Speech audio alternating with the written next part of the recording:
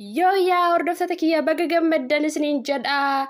Tamaam Abdurrahmaan namni jaamu qabameetidha kan jedhu kan haadha manaasaa qaalii fi gaa'ila gaarii waliin godhatanii wal fuudhan ajjeesee gocha suukaneessaa irratti raawwate. Akkuma san immoo gocha hin taane bakka jahaatti qaqqalee biraa bada jechuudha. Zaamma kanatti qabameetidha kan jiru baga gammaddan isiniin jedha. Warri mirgi shamarranii kabajamuu qabeettanii bakka jirtanii sagalee ta'aa turtan. Akkasuma immoo ijoolleen Jimma keessa jirtan Abdii Geetaachoo fa'aan hangafa ta'ee ijoolleen lakkoofsaanii maxxansanii gara sooshaal miidiyaatiin leellam kan nu barbaada jedhaa turtan baga milkooftan isiniin jenna. Akkuma mootuyyuu isiniin jedhati jechuudha fuulduratti qabameetidha kan jiru. Eessatti qabamee akkamitti qabamee eenyutuyyuu xoqqomee namuma inni itti dheessetu isa xoqqomu eenyu kan jedhullee odeeffannoo guutuu kana harkaa qabna hanqa dhumaatti nu wajjin turaa isiniin jedha. Assalaamu alaikum warahmatullahi wabarakaatu. Warroonni amantii biraa hordoftan jirtu nageenyi keenya kan onni irraa burqe bakka isin jirtanitti isin qaqqabu nageenyi rabbi yeroo kamuu saniif haa baay'atu isiniin jedha. Kasini wajjin turu ani hannishaadha. Viidiyoo kana laayikii gochuun jalqabaa warroonni haarawaa chaanaalii keenyatti dhuftan baga nagaa nuftan isiniin jenna. Egaa jechuudha jalqaba irratti obboleettiin rabbiin warra rahmata haa godhuu fi rabbi warra jaannata irraa haa godhu inshallah. Obboleettiin dhiigesii barbaaduu irraa tasuma of duuba hin deebinu jechuudha. Mirga keenya kabachiisuu irraa of duuba hin deebinu jechuudha. Dhaloota sodaachisaa deema razaa ammaa kanatti jechuudha. Akkamitti qabamee nuti xoqqome kan jedhu gara dhumaatti kasaniif himuta hordoftoota kiyya. Egaa qabameetidha kan jiru pikcharra ammaan tan isiniif mul'isaa jiru kuni kan gaa'ila isaaniiti jechuudha. Haala kanaan haala miidhagaa ta'een haadha manaasaa halaalii godhatee jechuudha. Ergaan halaal godhateellee ilmoo akka waliin harkatanidha. Gara fuulduraatti ammallee isiniif maxxansana ijoollee isaaniillee jechuudha. Nama itti aanu tokko akka dubbisnetti akkaataan inni ittiin qabame haala inni hin beeknee fi haala inni hin dhaqqaaniin qabame jechuudha. Maaliif dhugaan hin qallatti malee hin citu jaamaa mire dhugaan hin qallatti malee hin cinne jechuudha. Dhugaan isii ba'eetidha kan jiru. Ammallee mootuyyuu akkuma sagalee taanee namni kun qabamuu qaba seera jala ooluu qaba jennee sagalee ta'aa turree innillee mootuyyuu qabamee seera jala nu oole ammas tarkaanfii hawaasni barbaadu irratti fudhatamuu qaba malee tarkaanfii seerri barbaadu miti jechuudha. Maaliifii ilmi namaa ilma namaati jechuudha. Lubbuun isii kan wareegames lubbuun isaas lubbuudha jechuudha. An akkan kootitti akkuma inni isii ajjeesanitti ajjeefamuu qaban jedha bakka. Maaliif lubbuu isiin caalu kaa akkasoo hin ta'in seerri kun hin dhaabatu jechuudha. Haati manaa akkamittiin haadha manaa ta'uu dandeenya nuti?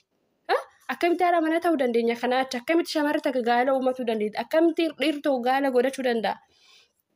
Waan feete yoo shamarreen baddalte waan feete yoo isiin goote ajjeesuu mirga guutuu akka hin qabne akeekkachiisuu qabna jechuudha kanaatti kalaas. Warri immoo ashqabaaxiin jechuudha. Warri miidiyaa irratti poost viidiyoo wantani pikchara ijoollee dhumaa turanii hanaan irraa jalqabee jechuudha. Intala Jimmaan keessatti Jimmarraa gaa'ela godhachuuf gara Finfinneetti dhufanii fooqirraaf darbite minaamin jedhanii wakabaa godhan. Amma kiyyaan sun maaltu irraa badeeme? Amma mana hidhaatii ba'ee jira bar. Mallaqa qaba mallaqa isaa kaffalee mana hidhaatii ba'ee jira akka barbaade jiraataa jira jaan. Isinii galtee isiin taduute garuu baddeerte jechuudha. Isinii galtee miti hanqa kana jira jechuudha. Kana arga namni ana maaltu narraa badaa isii hojjese fataa jedheen jiraadha.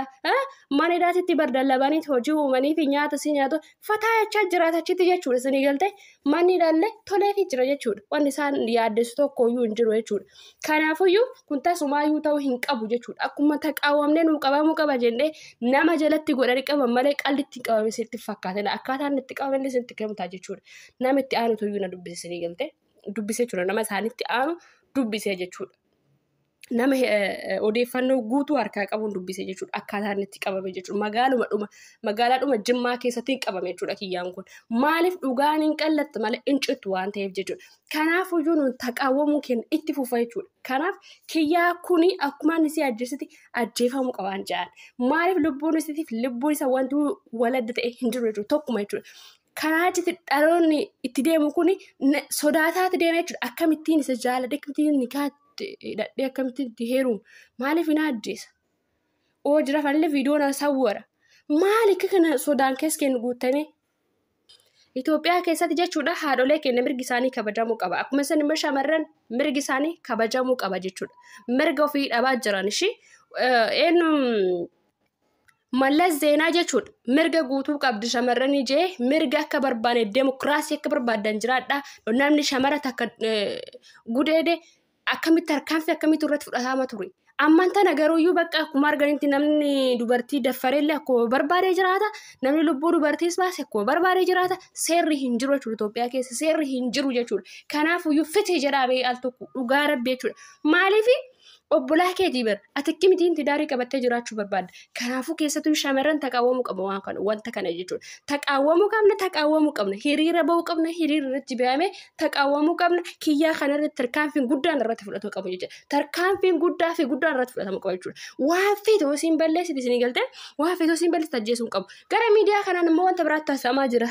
Maal jaama oduun haarawaa jira oduu haarawatu jira. Maal jedhanii barsiisaa fi aartistiitiin heeruminaa. Barsiisaa inni kan ta'e dursa sammuu isaa barsiiseeti kan barsiisuu nama danda'e. Inni kun isii tanaa isii tanaa jechuudha. Nama isii barsiisaa ture kan inni fuudhe. Barattuu isaatiidha kan inni fuudhe miiciyyoo tana jechuudha. Akkamitti jaalalan kaleessa miiciyyoo barsiisaa ture kan fuudhe har'a jibbi xilaachaan kun muluun kan lubbuu isii wareeguu hunda geesse maal inni qoy. Maal lalaan hin guuttee gara biraa. Kanaafuyyuu inni akkaataan inni itti qabame dhiifama irraa taasisan dheeressee jira. Akkaataan inni itti qabame jechuudha.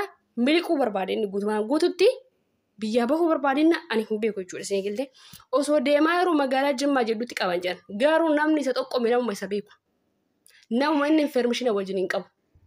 Namni sun immoo jala garagaree xoqqomaa irratti tolche jechuudha. Seegiltee xoqqomaa irratti tolche achi jira dhaqaa jeeni achumaan qacam godhan ka. Dhugaan eessatti baddi? Dhugaan ni qallatti badeen baddu bara. Abbaatee amma sii dhumti jechuudha. Seegiltee isii ajjeeftee jireenya kee hin jiraachichuun hin jiru. Tokkoffaa innuyyuu seerri Roomaan godhu seerri Itoophiyaa keessa namni nama ajjeese taa'ee nyaachuudha. Namni nama ajjeese dantaan takka hin jiru jechuudha. Kan nama ajjeese hin jiru. Osoo bahee Itoophiyaa keessatti dhiiga caalu tibba. Hin jiru jechuudha bakka dhiiga nama barbaaduun. Kanaafuyyuu garuu osoo baheellee jireenya nama namaan jiraata amma kiyyaan kun. Namni warruu barguun gadaayi. Nafsi gadaayii ofirraa qaba gadaayi. Haadha manaa isaa ajjeese barattuu isaa fuudhee ajjeese. Jaanii namoonni akkasii salaalanii bare. Jireenya namaa gadiitiif jireenya 99 du'aa jiraata. Du'aa ka'aa akkasii jiraata barammi kiyyaan kun. Jireenya gaarii sitti fakkaateen jireenya gaarii hin jiraattasuma jechuudha. Kanaafuyyuu dhaabsa tokkoon isin qaba jechuun warri dhiiraa. Gaafa akkas hojjettan kana waan isin baasu sitti fakkaata malee isin hin baasu jechuudha. Argitanii amma kiyyaa kan hiriyaadhuma isaatuyyuu jala garagalee dhugaan ooleen bulu dhugaan ni galcha jechuudha. Hiriyaadhuma isaattuu jala garagalee xoqqobe qubatti qabe. Inni ajjeesee jira warri diizoorri jiraachuu barbaade. Qacam gatan kaamma. Seerris jiraatu hawaatu yeroodhaaf seera jala olee jira. Mee hayyuun kun achirratti gaa'ela isaan irratti argame akka kana bareedanii gaa'ela godhatanii ijoollee qoy warri gaa'ela godhatan namni gara sooshaal miidiyaa kanarra dhufe ija moo maaliif akkas yeroo baay'ee namoota akkanaa kana bichatu iyyuu walajjisa. Maaliif garuu hin gowwoomina dhiirochee yoo isiniin ta'in gataa biraa deema yoo isiniin ta'in deeminarraa ja'anii dirqamni hin jiru. Demokiraasiidha. Abbaa barbaadu jirta abbaa barbaadde immoo biraa deemta jechuudha. Isinii galtee. Kanaafuyyuu gaafa sitti dukkanaa'e hiriyaa keetillee sitti garagalee sitti dukkaneessa jechuudha. Amma hiriyaan isallee itti garagalee isarratti qabsoo jalqabee jechuudha. Isuma hiriyaa isaatu xoqqomee isa qabsise jechuudha. Kana beekaa dhiirochee amma shamarraniif hin dhaaba qaba jechuudha. Dhaamseen shamarraniin dhafi qabu taqaawwamuu qabdan hundi keessanuu gabbaataa irraa dubbatuu qabdan hundi keessanuyyuu jechuudha. Hiriira irratti ba'uu qabdan. Hiriirri bahamuu qaba.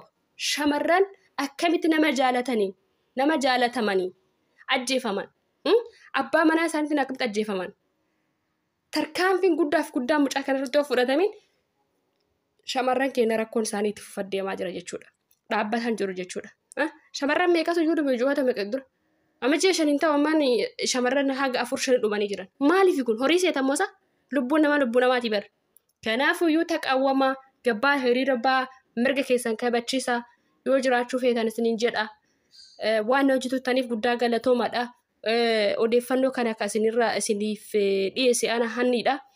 Kan irraa isinii dhiyeesse mootuyyuu madda dhugaati irraa isinii dhiyeesse jechuudha. Nama akkamitti akka qaban infermeeshina gahaa qaburraa fudhadheedha kan isin biraan geesse. Kanaafiyyuu bagga maddanii